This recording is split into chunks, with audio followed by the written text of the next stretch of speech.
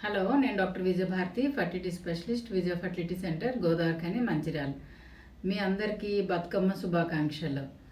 చాలామంది పేషెంట్స్ నన్ను అడిగే ఒక క్వశ్చన్ ఏంటంటే, మేడం నాది మా హస్బెండ్ది ఇద్దరిది సేమ్ బ్లడ్ గ్రూప్, బేబీకి ఏమైనా ప్రాబ్లం అవుతుందా అని అడుగుతుంటారు.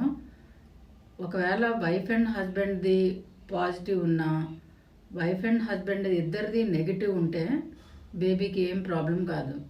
అలా కాకుండా మదర్ది ఏమైనా నెగిటివ్ ఉండి ఫాదర్ది పాజిటివ్ ఉంటే కనుక బేబీకి ప్రాబ్లం అయ్యే ఛాన్స్ ఉంటుంది.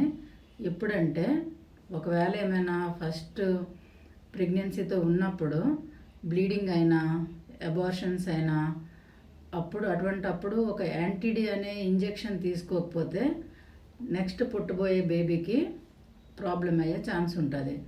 సో అందుకోసమనే బ్లీడింగ్ అయినా కానీ, అబార్షన్స్ అయినా, లేదు అంటే ఏం ప్రాబ్లం లేకపోయినా కూడా 7వ నెలలోన మళ్ళీ డెలివరీ అయిన తర్వాత పుట్టిన బేబీ బ్లడ్ గ్రూప్ కనుక పాజిటివ్ ఉంటే యాంటీడీ అనే ఇంజెక్షన్ తీసుకుంటే నెక్స్ట్ పుట్టబోయే బేబీలో ఏం ప్రాబ్లం లేకుండా ఉంటుంది.